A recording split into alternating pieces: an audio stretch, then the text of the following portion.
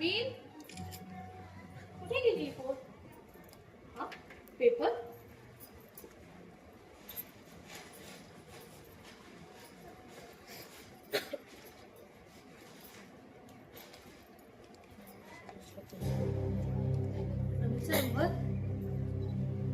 रवीचा नंबर नाही आहे. अरे रेखा नितीन अरे बाहेर या.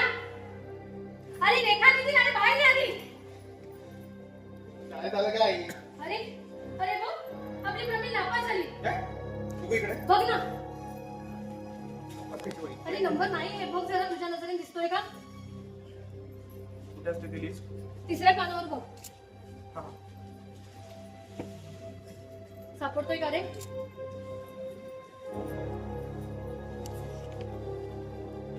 आहे का रे? बघ ना. हे तिला कळलं नाही ना अरे याबद्दल? अरे कळलंच ना कारण का मगाशी तिथे पेपरवालीची वाट बघत होती. पेपर इथेच पडलेला आहे पण प्रवीण नाहीये. मला वाटतं ती रे तिच्या हिच्या खोलीत असते काहीच्या. अरे मी बघून आले. थांब मी बघून येतो थांब. बर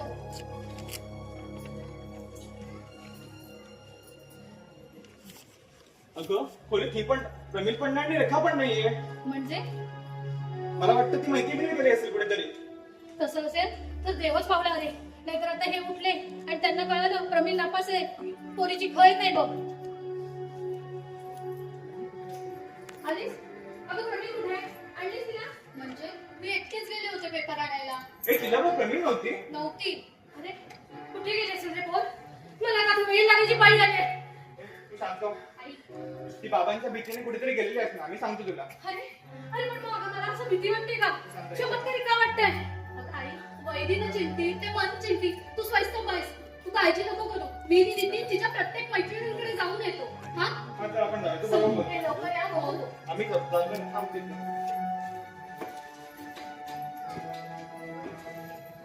विकोबा काय साहेब? विकोबा चहा आणू? चहा नंतर पेपर आलाय का बघ. अरे काय सांगतो ऐकू येत नाही का? हो पेपर बाई साहेबांकडे आहे. घेऊन येतो वर.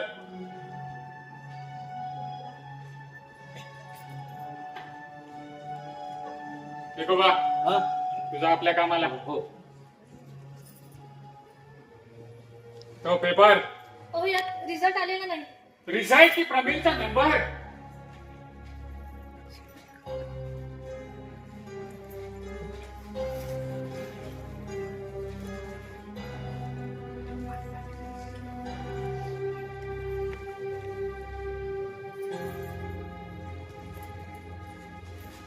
एकूण नापास झाली तर कार्तिक नाक कापलं काय तिनं. काय कुठे ती?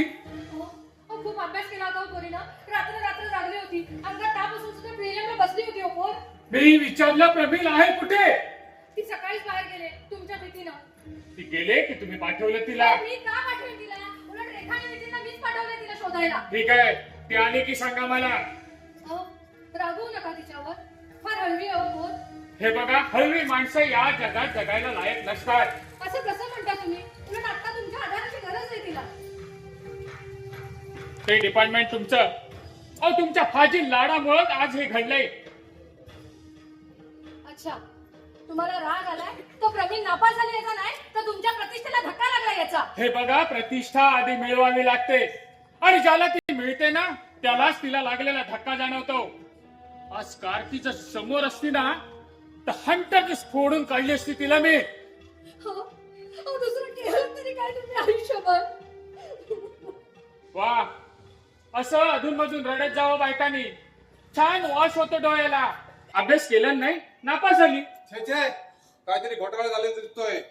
आपण पेपर मागूया फेर तपासणीसाठी. हो हो भाऊजी मी पण याला तेच म्हणत होते. आपण प्रवीणचे पेपर पुन्हा एकदा फेर तपासणी हा, करून घेऊया. हे बघा त्याचा आता काही उपयोग नाही. उगाच पैशाचा आणि वेळेचा दोन्हीचा अपव्यय आहे.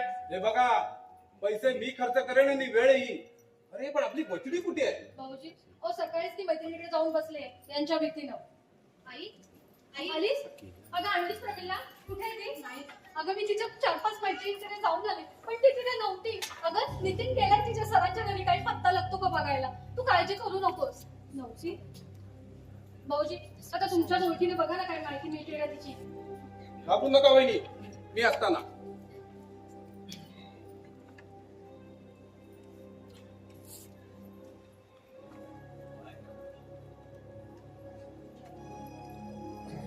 हॅलो, हा मी कमिशनर मोहिते बोलतोय. अंगावर स्कर्ट घालणारी.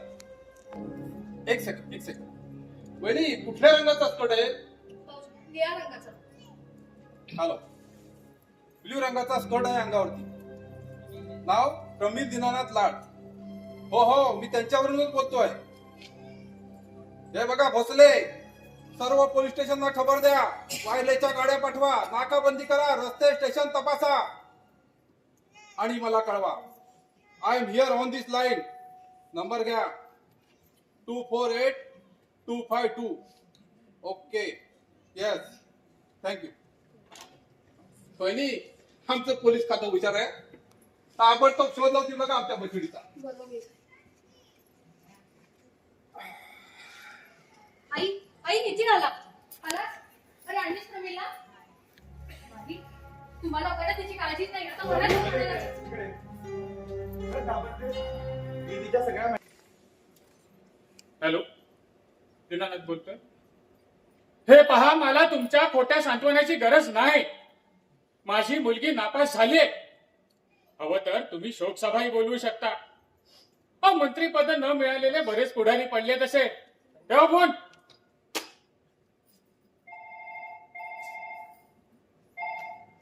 हो, माझी मुलगी ना. सॉरी सदा. हो, येस.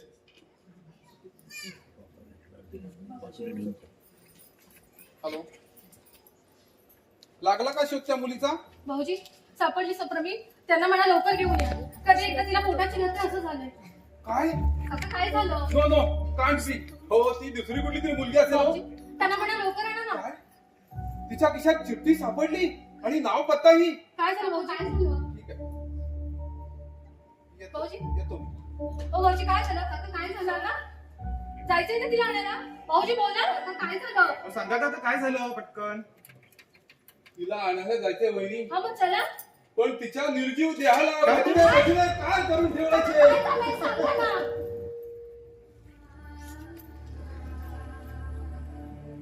आत्महत्या केली तिने.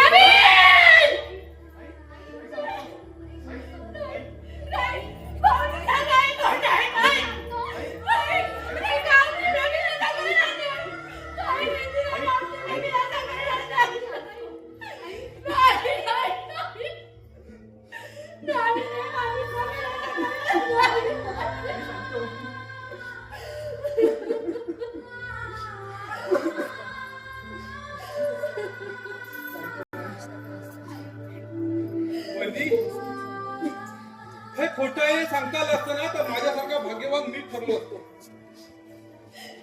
पण ते खरं आहे, कारण तिच्या खिशात चिठ्ठी सापडली. ती चिठ्ठी वाचून दाखवली मला इन्स्पेक्टरनं. चिठ्ठीत लिहिलं होतं, बाबांना तोंड दाखवायला भीती वाटते म्हणून मी माझ्या जीवाचा शेवट करून घेत आहे. वहिनी प्लीज, आपल्याला तिची बॉडी ताब्यात घ्यायला लागेल. उशीर झाला तर काही भलत चरत घडेल आणि बदनामी व्हायली या घराची. आवाज काय बदनामी वाटली राहिली या घराची. नितीन, काय अगं काय झालं ते? अरे आपण तसा भाग सोडला तर आईचा भाग कोणी अडवायचा? आई सांगतो. भाऊजी, चला जाऊया आपण. पोरगी एकटीच असेल तिकडे. चला जाऊया आपण तिकडे आणायला तिला. वहिनी तुम्ही इथेच थांबा. विना तू तर पाठवू. भाऊजी, यांना कशाला? नाही, पण घ्या यांना.